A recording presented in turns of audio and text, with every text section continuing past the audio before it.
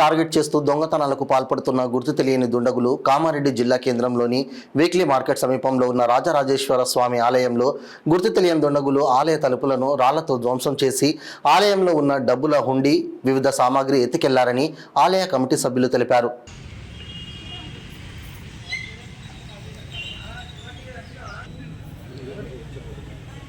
నీకు ఇట్లా వీడియో కూడా ఉంటాయి, జర మంచిగా వైరల్ అవుతుంది కదా. ఎస్ఐ కూడా వచ్చి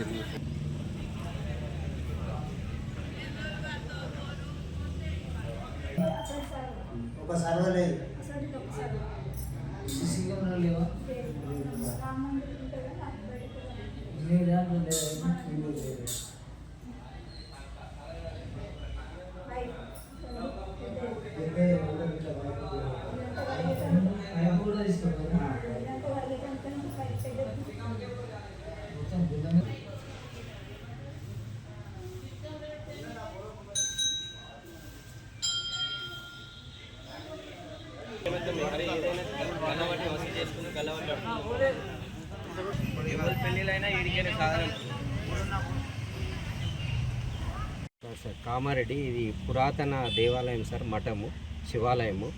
మా తాత ముత్తాతల నుంచి గల గుడి ఇది. ఈ వీక్లీ మార్కెట్లో అందరూ అధిక కులాలు ఉన్నప్పటికీ ఇది కేవలం మాలోలేదే సార్. అయినప్పటికీ ఇంతవరకు ఇలాంటి అవాంఛనీయ ఘటనలు ఎప్పుడు జరగలేదు. ఇది ఫస్ట్ టైం. ఇక రాత్రి మాకు వీళ్ళు డేలో ఉంటారు సార్ మా వాళ్ళు. ఇప్పుడు 5-6 గంటలకు వచ్చి ఇక్కడ తలుపులు ధ్వంసం చేశారు రాళ్లతోని అని అంటే ఇక మేము వచ్చేసినాం. మా కుల సభ్యులు అందరం వచ్చి చూస్తే లోపల గల్లపెట్టె పోయింది సార్. నెక్స్ట్ ఓ బిందె, ఓ పెద్ద పైపు. ఇక అసలు ఈ చిల్లర దొంగల ఎక్కడెక్కడో పోలీసు వాళ్ళ వ్యవస్థ మరి ఎక్కడెక్కడో రక్షణ ఇస్తారు. ఇంత పెద్ద నడిబొట్టిన కామారెడ్డికి మా శివాలయంకు రక్షణ ఇప్పుడు పోలీసు వాళ్ళకు కూడా ఇన్ఫామ్ చేసినాం సార్. వాళ్ళు కూడా వచ్చిర్రు. అట్లెట్లా అని వీళ్ళు కూడా విచారిస్తారు సార్. ఈ చిన్న ఘటననే అనుకోవద్దు. రాను మేము ఇప్పుడు పెద్దగా అయినప్పుడే మేము పట్టించుకుంటామంటే పోలీసు వాళ్ళు వచ్చారు, మేము పోలీస్ స్టేషన్ పోయినాం, వాళ్ళు కూడా వచ్చారు, విచారిస్తారు సార్. ఈ చిన్నదనే మీరు అనుకోవద్దు.